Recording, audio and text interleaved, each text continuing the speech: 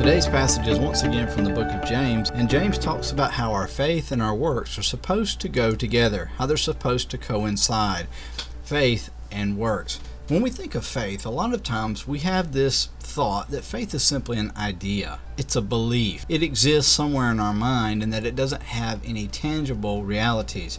Whereas when we think of works, we think of the things that we're doing, the plans that we are carrying out, and the actions that we are committing to on a regular basis. We often think of faith as an idea, something, some thought that we hold dear. It's just something that we really think is great. When we think of works, we often think of works as being a task, a group of things that we do for good, especially as believers. But James says that faith and works share something, that in fact they are supposed to coincide. You are not supposed to have one without the other.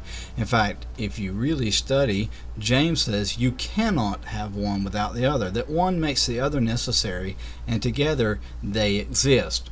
So how do we do this? How do we understand the pattern of faith and works, and how do we understand how they come together?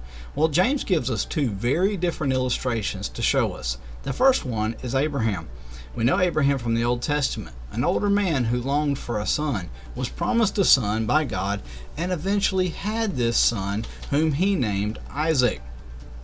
Well, Abraham had been promised by God that he would have a vast group of people that would share in his inheritance, and that Isaac would be the beginning of this, that this group of people would go on to populate the world, and that they would even be like the stars in the heavens. This was Abraham's promise from God. And then one day, Abraham's calendar collided with God's calendar. And God gave Abraham something to consider. He asked him to choose whether or not he would believe in Isaac as the source of where his faith and was at, or whether or not he would believe in God. And what Abraham essentially had to do was agree that the plan could start all over from the beginning. He acted on that promise.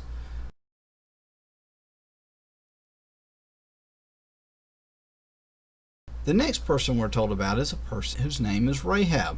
Rahab lived in the city of Jericho and was really an outcast in her own city.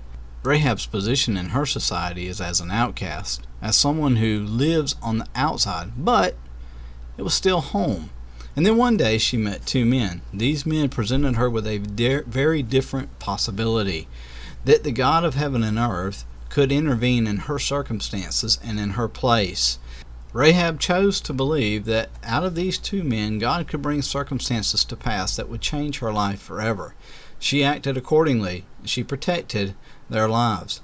She too had an appointment with God. She had a place where her calendar coincided and contrasted with God's calendar, and she had to choose.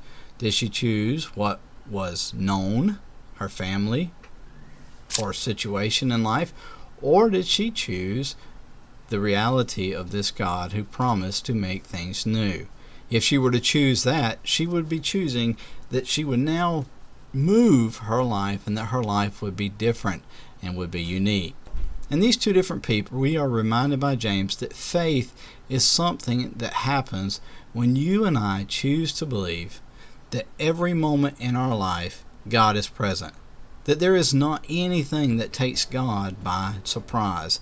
And so faith is acting on the presumption that God is present in each and every moment of our lives.